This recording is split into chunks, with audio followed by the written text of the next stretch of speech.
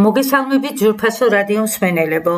ეთერშია კოდის სათემო განათლების ცენტრის რადიო, სახელწოდებით რადიოს ძალა. მე მისი წამყვანი ზეინა ბაბულაძე გახლავართ.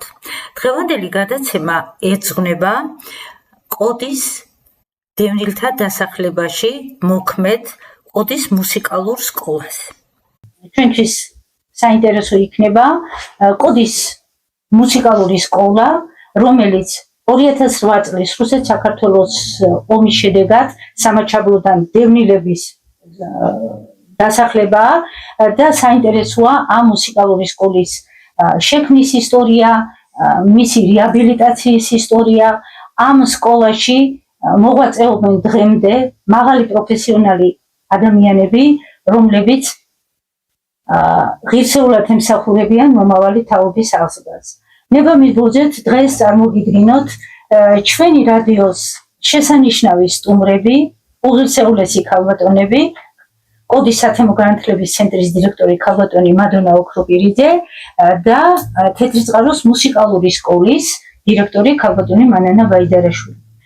ორივე ღვაწლმოსილი ქალბატონი პატრიოტიზმით სავსე ცხოვრება განვლეს მათ, მაგრამ დღეს რადიო მსმენელებს შემოგთავაზებთ პატარა მონაკვეთს მათი ღირსეული ცხოვრებიდან, როგორ შეიქმნა, როგორ დაარსდა და როგორ დღემდე მოღვაწეობს კოდის მუსიკალური სკოლა.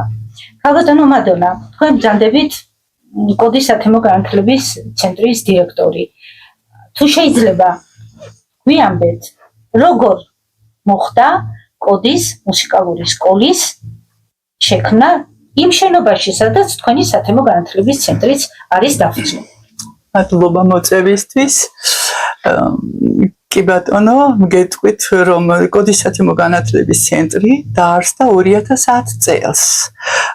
აქ ეს არის კოდის დევნილთა დიდი დასახლება, საქართველოში ეს არის მეორე დიდი დასახლება და ეს იყო ჩვენი ცენტრი გაიხსნა ინტეგრაციის პროგრამით ადგილობრივი და დევნილი მოსახლეობისა და გავხსენეთ სახელობო პიროვნული განვითარების კურსი, მუშაობთ სამოქალაქო საზოგადოებასთან, მუშაობთ ახალგაზრდებთან და განთავსებულია ჩვენი ცენტრი ყოფილი სამხედრო ნაწილის რუსული სამხედრო ნაწილი იყო განთავსებული, მიტოვებული შენობა, რომელიც გარემოთ და სარემონტო სამუშაოები ჩაუტარა DVB International-მა და აქ მეორე ნაწილი იყო მიტოვებული და მაშინ როდესაც მუსიკალური სკოლა მდებარეობდა ზემოთ და რატომაც რაღაცა პრობლემა შეიქმნა, თან ისეთ ადგილზე მდებარეობდა და გზასთან ახლო, რაც ბავშვებისთვის ეს იყო მიუღებელი, ამიტომ მოხდა მისი გადმოსვლა ჩვენს გამოთავისუფლებულ შენობაში. მაგრამ ეს შენობა ისეთ მდგომარეობაში იყო, ეს ოთახები დანგრეული, ფანჯრები არ ქონდა, არ იყო სარემონტო სამუშაოები ჩასატარებელი იყო. ამიტომ ჩვენ დავაყენეთ საკითხი, რომ გაგვეხსნა ისეთი კურსები, ფართო პროფილის სარემონტო სამუშაოები და კურსის ფარგლებში ჩვენ დავიწყეთ აქ მუშაობა, ჩვენმა თან ვასწავლიდით ჩვენს მოსახლეობას, ხელობას, თან კიდევ შეგვჭა მივიღეთ ლამაზად გარემონტებული მუსიკალური სკოლა. აი ასე აღმოჩნდა ქალბატონი მანანა ბაიდარაშვილის მუსიკალური სკოლა თქვენი შენობის კირქვეში. ქალბატონო მანანა, თქვენ როგორ გაიხსენებთ ამ შემთხვევას? ქალბატონმა მადონამ ისე კარგად თქვა ეს ყველა, გამოაყალიბა, მე რას დავუმატებ. ქალბატონო ზეინა, ურმესი მადლობა დღეს თქვენ რომ გვაძლევთ ამის საშუალებას და ნამდვილად ეს ადგილობრივი ხელისუფლების და გერმანიის საელჩო საგარეო საქმეთა სამინისტროს დაფინანსებით მოხდა და იცით, არა მარტო შენობა, აქ რასაც ხედავთ, ინვენტარი, ინსტრუმენტები, ყველაფერი ისე მოხდა, რომ ქალბატონ მადონასთან იყო კონცერტი და ჩვენ თანამონაწილეები ვიყავით აქ და მე ვთხოვეთ, რომ ჩვენკენაც გადმოსულიყვნენ ეს გერმანელი სტუმრები და იმდენად მოეწონათ ჩვენი ბავშვები, რომ გაოცებულები იყვნენ, რომ ესო მართლა სოფლის ბავშვები თუ მოწეული ყავთ. და შემოგთავაზეს, რომ ჩამოგვიწერეთ რა ინვენტარი გჭირდებათ, რა ინსტრუმენტები და ყველაფერი შეგვიწინეს. რა თქმა უნდა, ეს ადგილობრივი ხელისუფლების მხარდაჭერითაც ბევრი რამე განხორციელდა, რა თქმა უნდა, გათხოვა დაგჭირდა ეს ყველაფერი. და ერთობლივად მივიღეთ ეს პირველად, როდესაც ჩამოასახლეს 19 ბავშვი დაგვემატა. დევნილები კი. მე იყვნენ პედაგოგები ქალბატონო მანანა? პედაგოგები, ორი პედაგოგი, ერთი ქალბატონი ახლა თქვენ გაიცნობთ ალბათ ნამდვილად ეს უკეთილშობილესი ქალბატონია, რომელიც არ ვიცი ეს ალბათ ისევ ეს ქალბატონები გადაგვარჩენენ ჩვენ და ამათი ნახევრად ოსი, ნახევრად ქართველი. თან იცით რა არის ჩვენი ლუიზა დუდაევაზე ვამბობ და ჩვენთან დასაქმდა ყველას ძალიან დიდი პატივისცემით, დიდი სიყვარულით, ბავშვები, მშობლები. ჩამოალყალიბა ანსამბლი ჰქონდა, შესანიშნავი ფოლკლორული ანსამბლი. ეს ქალი სულ ხორცამდეა შეყვარებული ქართულ მიწაზე და ქართველებზე საერთოდ და თავის ეროვნებაზეც რა თქმა უნდა. ვინებ თქვა იცით რომ ქართველისთვის ძალიან მძიმე იყო 2008 წელი და მე მგონი ყველა ჩვენთაგანი ფიქრობდა რომ რაიმე თავისი წვლილი შეეტანა და რაღაცა დახმარების აღმოეჩინა. და ჩვენ მოგვეცა მის საშუალება და დავასაქმეთ ჩვენთან ქალბატონი ლუიზა დუდაევა. ახალგაზრდა პედაგოგი, სულად ახალგაზრდა იყო ლელა ბასიშვილი. ქალბატონო მადონა, თქვენი ცენტრი გარდა იმისა, რომ დღემდე აქტიურად და სამუშაოდ თანამშრომლობს ქალბატონ მანანასთან და კოდის მუსიკალური სკოლასთან, მე ასევე ვიცი, რომ თქვენ ცენტრში არსებობს უამრავი წრეები, სახელოვნებო, კულტურული და ასე შემდეგ და ყველაზე მნიშვნელოვანი არის ის, რომ თქვენ ყველაზე დიდ ყურადღებას აქცევთ დევნილთა ფსიქოლოგიურ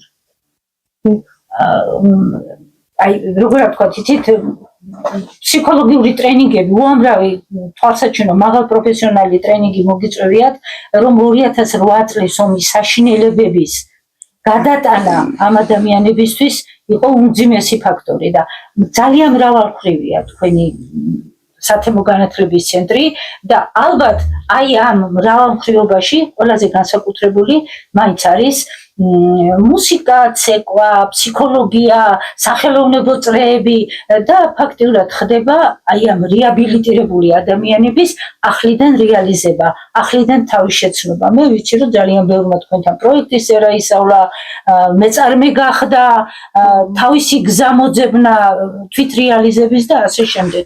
ამ კუთხით ძალიან საინტერესო იქნება თქვენი გამოცდილების დაზიანება. ქალბატონო ზეინაბ, თქვენ მართლაც ბრძანებთ, ჩვენ ვხსნით ისეთ კურსებს, რომლებიც ჩვენს მოსახლეობას შეუწყობს ხელს დასაქმებაში და თვით დასაქმებაში და ასევე იმიტომ რომ დევნილობა ძალიან რთული.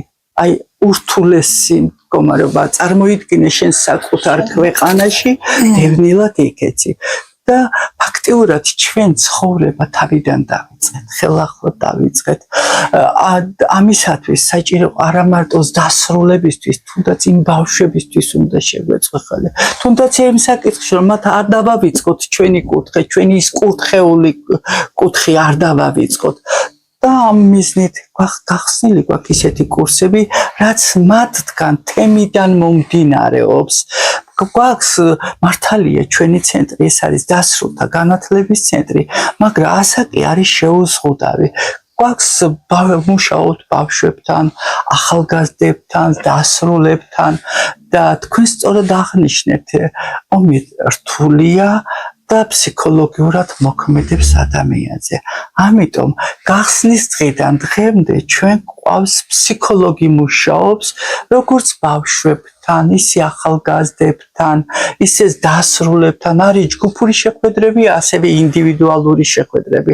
საკმაოდ პროფესიონალი ფსიქოლოგია თბილისიდან მოდის და მუსიკა ეს ხელოვნება კიდევ მგონი ყველა დამეთანხმებით ყველაზე და ყველაფერზე მოქმედებს შენს განწყობაზე მოქმედებს თითქოს თავს გაპოვნინებს რომ ის წარსული ის ცუდი წარსული დაივიწყო ამიტომ ჩვენს ცენტრში გვაქვს გახსნილი ქართული ხალხური საკრავების ჯგუფი ქალბატონი ლუიზა ჩვენთანაც მუშაობს და ანსამბლი თუ ორივედგანა არა ორივედგანა არ წაგვირთმელია პირიქით იქ კულტურის ცენტრში მუშაობს ასევე არის ბავშვთა და ახალგაზრდული პროგრამა და ამ პროგრამაში ფსიქოლოგი კოორდინატორად ფსიქოლოგი ჩავსვი და მათთან მუშაობს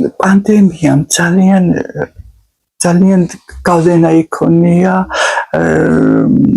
თითქმის ყველა ორგანიზაციაზე, მათ შორის რა თქმა უნდა ჩვენ, მაგრამ მიუხედავად ამისა, ჩვენ არ შეგვიწყვეტია კურსები, ღია სივრცეში ვატარებდით და სწორედ ამ დროს დაიბადა იდეა ჩვენში, რომ მოდი დაგვეყენებინა ეს საკითხი და აგვეშენებინა ამფითეატრი, გარე სივრცე, რომელსაც გამოიყენებდა არა მარტო ქოდისათა მოგანათლების ცენტრი, მუსიკალური სკოლა, კულტურის სახლი, ერედვის კულტურის სახლი და თითქმის ამ ჩემმა იდეამ გაამართლა ავაშენეთ ამფითეატრი და ამფითეატრს არა მარტო ჩვენ ვიყენებთ, თითქმის ზაფხულის პერიოდში ყველა ღონისძიება, აქტივობა, მუსიკალური ამფითეატრში ტარდება და ეს ერთგვარი უფრო ურთიერთ დაახლოების, ურთიერთ მხარდაჭერის, მეგობრობის და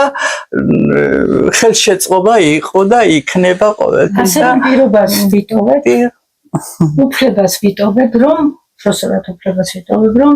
კლავაც შევხვდებით ერთმანეთს თქვენი თანამშრომლობის შედეგად უამრავ წარმატებას გაუზიარებ ჩემს რადიო მსმენელებს და ყველაზე მნიშვნელოვანი რომ კოდის მუსიკალური სკოლა ემსახურება ისევე როგორც მთლიანად მუნიციპალიტეტის მუსიკალური სკოლები და კოდის სათემო განათლების ცენტრი ემსახურება დიდ სახელმწიფო საქმეს, მომავალი თაობის აღზრდას, ერთ-ერთი ზრდასრულთა განათლებას და ხელშეწყობას და ყველაზე მნიშვნელოვანი რაც არის ამ ყველაფერი მიღწევის გაშუქება ჩემთვის იქნება უდიდესი პატივი მადლობა ჩვენთვისაც ნამდვილად დიდი ეკომიგრანტებიც ყავს ქალბატონზეინა ამასაც გავითვალისწინეთ მაშასე მე გთხოვთ რომ რამოდენიმე მუსიკალური ნომერიც შევთავაზოთ ჩვენს რადიო მსმენელებს მადლობა ქალბატონზეინა ასეთი კარგი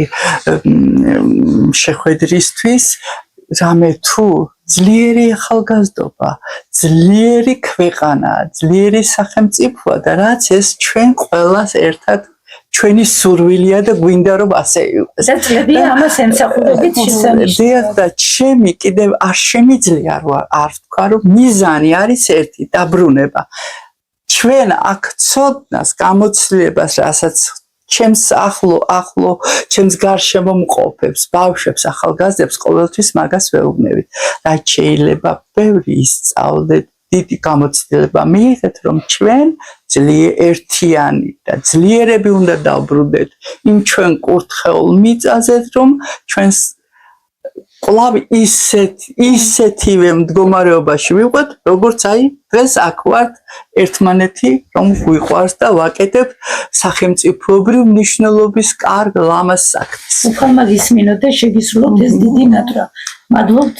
უნგრული ცეკვა ასრულებს ხატია კვასტიანი, პედაგოგი რუსუდან ბოიღლიშვილი.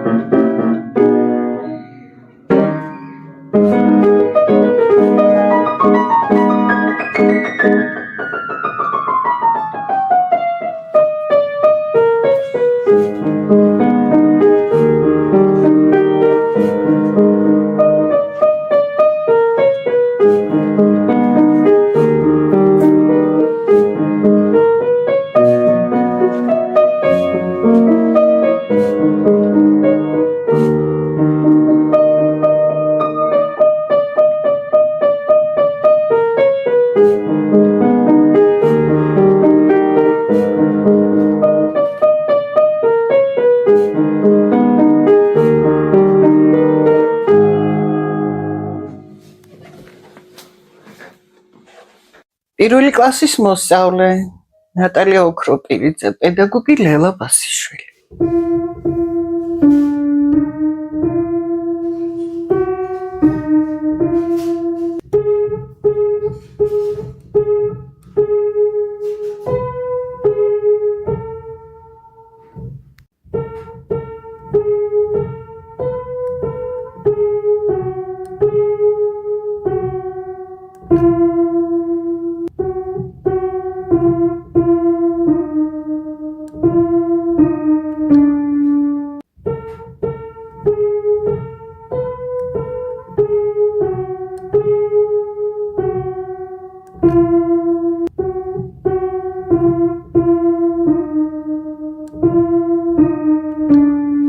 მე ვარ ლუიზა დუდაევა ასკილაშვილი, ოსი ეროვნების ქალბატონი. 2008 წლის ომი რო იყო ჩვენთან, მის ჩვენ მთავრობამ წამოგვიყვანა აქეთ და აქ მოხვდით კოდაზე, თეთრიწყაროს რაიონში. მიგვიღო მთავრობამ და დაგვაბინავა და ამასთან ერთად მე როგორც მუსიკოსი მე მივმართე თეთრიწყაროს და ქალბატონმა მანანამ ბაიდარაშვილმა დამასაკმა მომიყვანა მუსიკალურში და იმ დღიდან მუშაობ. ვზდი ბავშვებს, ძალიან ბევრი ანსამბლები მყავს. მესამე ანსამბლი ჯგუფი გაუშვი და რა თქმა უნდა საცა მივდივართ და მოვდივართ ფესტივალებია თუ რამე არის, ყველგან გრან-პრებით და დიპლომებით მოვდივართ. მუშაობ ვემსახურებით ჩემ საქართველოს, ჩემს ხალხს და ჩემს სამშობლოს. რა თქმა უნდა, მე მიყვარს ჩემი საქართველო, მიყვარს ჩემი სამშობლო. მე ვარ ოსი ეროვნებისა და მე ჩემი ერიც მიყვარს და ჩემი ქართველი ერიც მიყვარს. მე მიყვარს ჩემი სამშობლო. და მე კიდე თუ შევძელი 76 წლის ვხდები, თუ კიდე შევძლებ, კიდე შემიძლია. ბევრი გავაკეთო, ბევრი ბავშვი გავზარდო და ბევრი სიხარული ვაჩუქო ჩემს სამშობლოს. თორ წარმოიდგინოთ თქვენი მუსიკალური ნომრები. სიმღერები, თორიანი თეთრი.